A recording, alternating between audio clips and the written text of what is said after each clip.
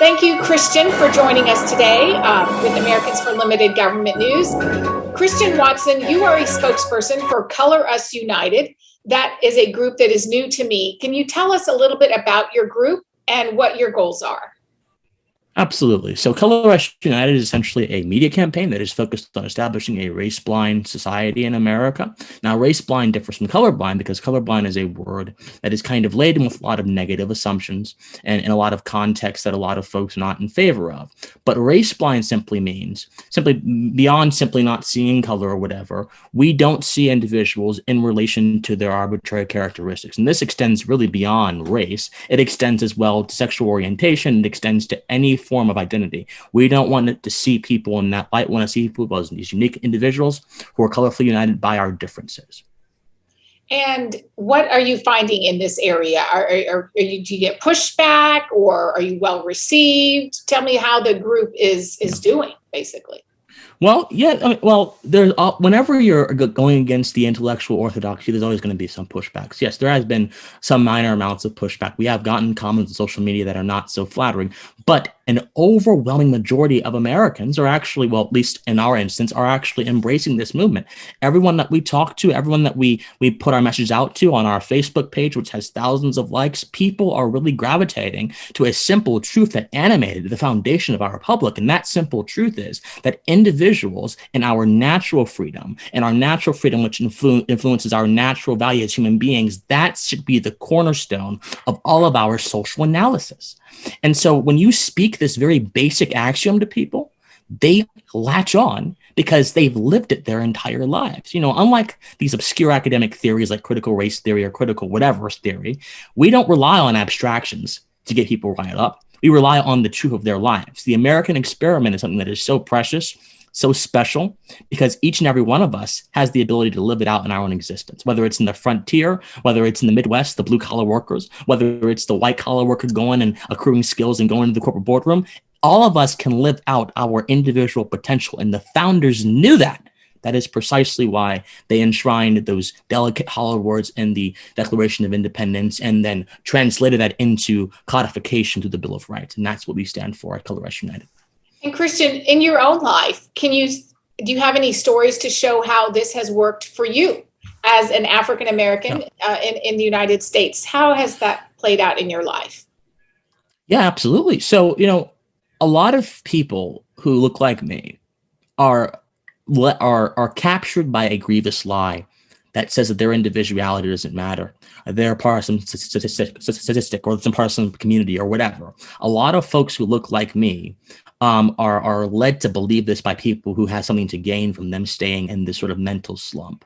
And so for my personal life, it has allowed me to, number one, embrace personal responsibility, because if you don't understand that what you do in this world matters and it's not up to some system of oppression or lack thereof for your success, then you can take responsibility for yourself. And that has animated every single step of my journey, from me joining my college as a freshman, to me writing on the school newspaper for a little bit, then to me starting the Pensive Politics podcast, which has by far been my most successful episode.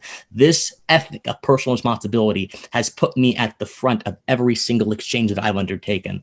And now it has allowed me to be the spokesperson of a national organization. And this is just someone who came from a single mother. This is someone who, did not have any sort of wealth or any sort of silver spoon. This is someone who simply came into this position through hard work. And if more Black Americans followed this idea, I think there'd be a lot less stress amongst them.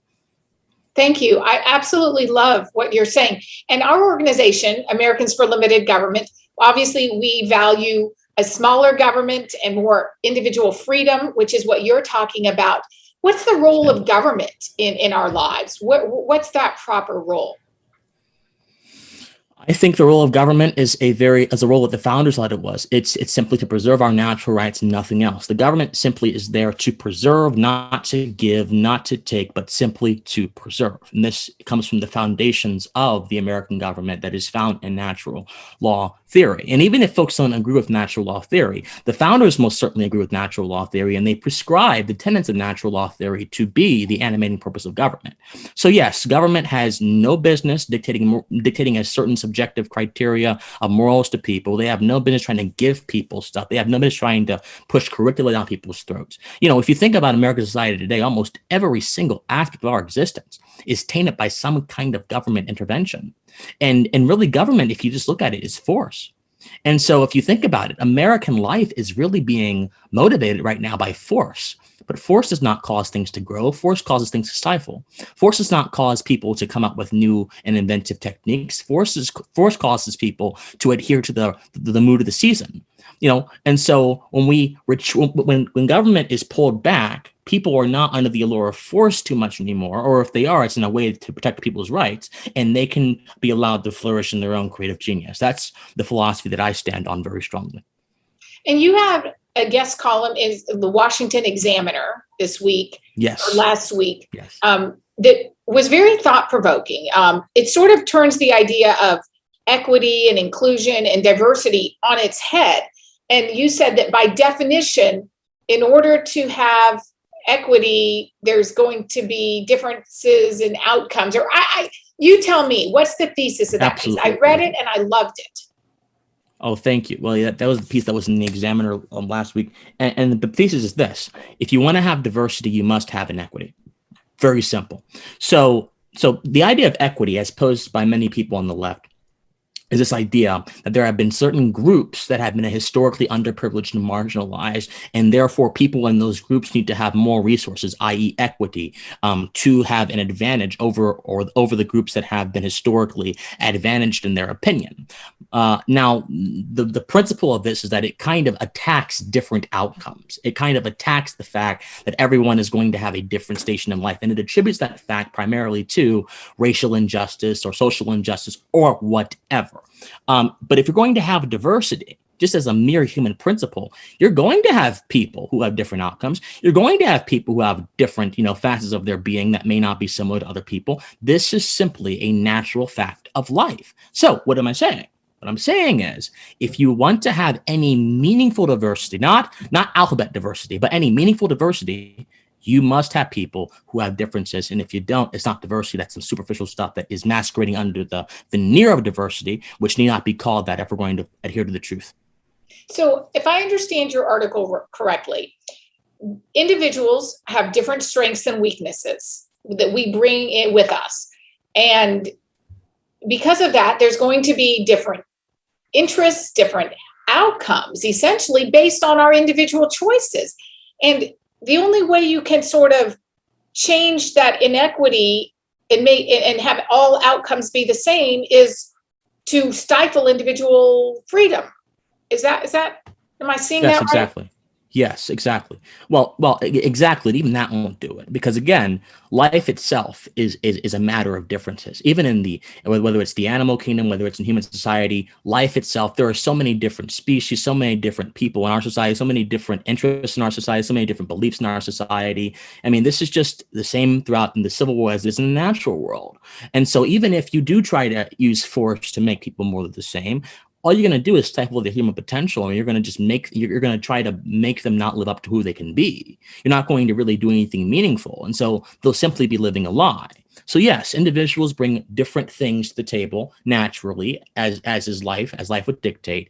And if you try to change that, you're trying to make them into something that they're absolutely not. And these equity programs are trying to change the fact that people are different, and they're trying to chalk those differences up to historical injustice, rather than simply understanding that folks are different and have been different since the beginning of civilization, and this predates any sort of racial or social injustice. So yes, that's the point the article was trying to make.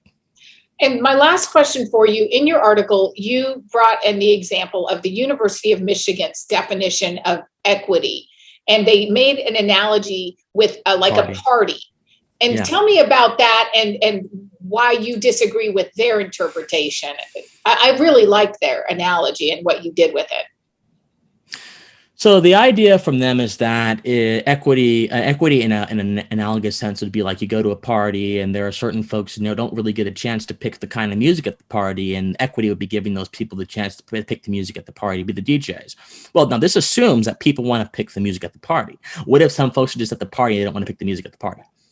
But again, when you have this very insular, narrow-minded idea of what is good and what is bad, or what is equitable and what is not equitable, you can chalk up people's decisions to an idea that suits your sensibilities but does not adhere to fact.